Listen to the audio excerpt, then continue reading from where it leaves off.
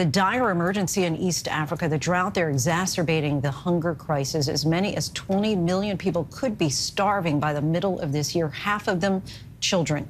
New numbers from aid organizations reveal this startling stat. Every second an additional person in East Africa is on the verge of starvation unless rain arrives.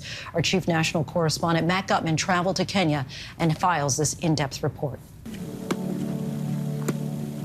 It's hard work extracting calories from what looks like a stone. All you eat all day is this? Eastern Africa is in the worst drought in decades, and this is the only food Ikiru and other villagers eat these days. Ikiru says he doesn't know his age, but he does know he's starving. Famine is stalking the sun-blasted plains of Kenya, Ethiopia, and Somalia. And according to aid groups, up to 20 million people like Ikiru don't know if they'll eat today or tomorrow. The majority of them are herders. It's estimated that more than 3 million livestock have died over the past 2 years. Carcasses of cattle littering roadways, many too weak to rise to their feet. Giraffe dying by the dozen. And in 2020 and 2021, what little grazing there was, devoured by swarms of locusts. We traveled to Turkana County in northern Kenya with the International Rescue Committee, where once dependable grazing land has yielded to wastelands of sand and dry riverbeds. This is the Kosapir River in northern Kenya. 50,000 people depend on this river. Now, in a good year, I would be underwater, but this is not a good year. This is the 4th consecutive failed rains, and the people here are growing desperate. Over the past 20 years, droughts have doubled in Kenya due to climate change. Despite its low contribution to global warming, Africa is the most vulnerable continent. Emissions from the rest of the world threatening nearly every aspect of life here. And the war in Ukraine has only made things worse, driving up the price of food and fuel. Here it's up to $16 a gallon in a place where most people live on less than $1 a day. David, nice to meet you.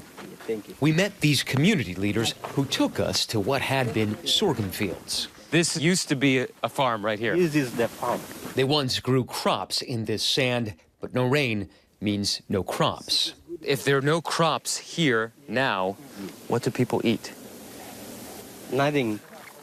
Then we spotted those kids, including Ikiru, carrying those heavy sacks on their heads. They were filled with that rock-like fruit. There are now up to 22 million herders here in the Horn of Africa whose livestock provide dairy products and meat.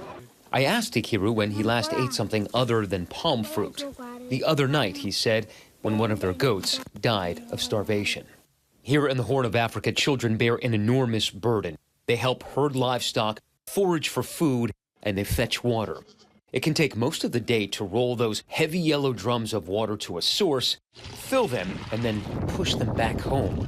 We are talking about close to 2 million children in the region which are severely acutely malnourished. We cannot say in words in terms of what it means for those individuals and families that are impacted by this crisis. For these children, hunger is as constant as that merciless sun. Kuru. There on the ground, mashing the previous day's haul of palm fruit, was their grandmother. This was to be dinner for the kids and the animals. How close is that to famine? Because to me, when your only source of nourishment are these palm fruit, that just doesn't seem sustainable.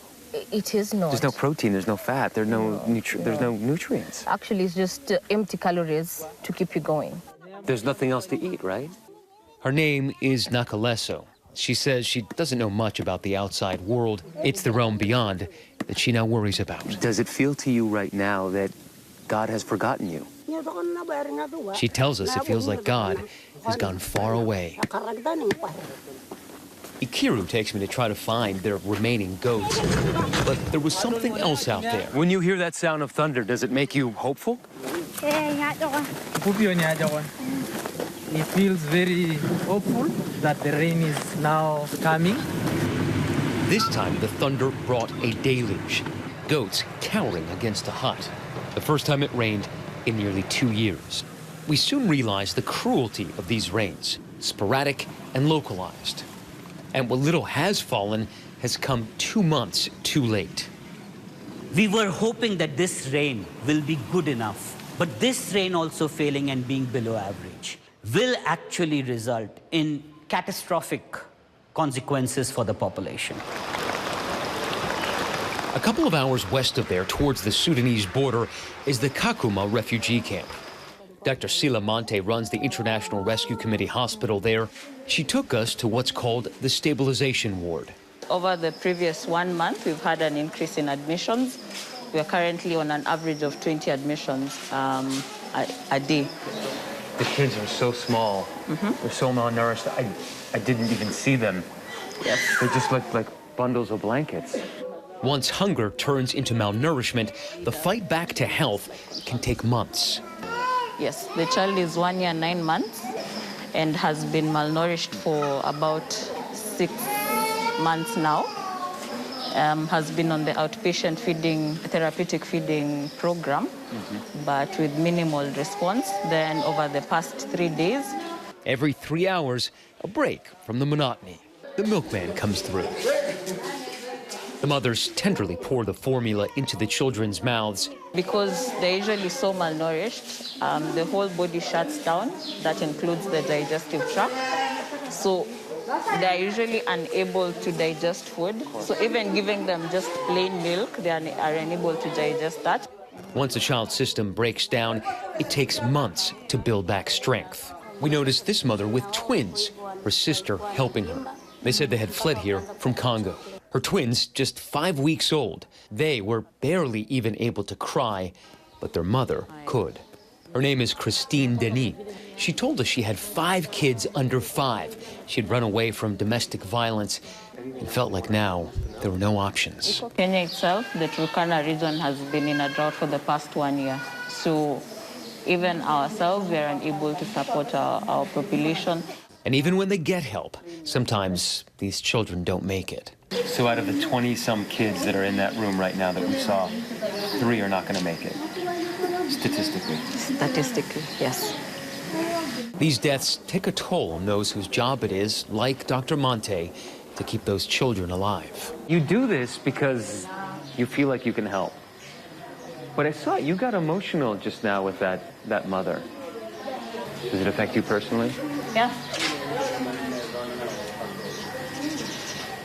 2 days after that big rain in Ikiru's village, we traveled back there. Those villagers gathered to see what the commotion was about. And right there was Ikiru. His grandmother had just returned from fetching firewood. We sat there on the ground under sun that seemed to boil the sand. The children nearby.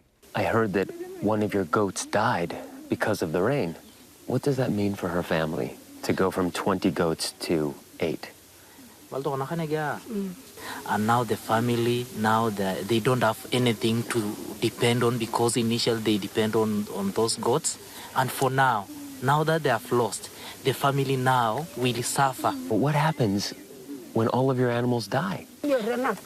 Nakaleso tells us that children will die. Maybe the rains will come, maybe they won't. What's for sure, she said, is that they're not going anywhere. The children there, waiting, as they say, for God to remember them. What a report from Matt. If you want to help, you can head to our website, abcnews.com, where we've posted his story and links to organizations that are helping those struggling with East Africa's famine. Hi, everyone. George Stephanopoulos here. Thanks for checking out the ABC News YouTube channel. If you'd like to get more videos, show highlights, and watch live event coverage, click on the right over here to subscribe to our channel. And don't forget to download the ABC News app for breaking news alerts. Thanks for watching.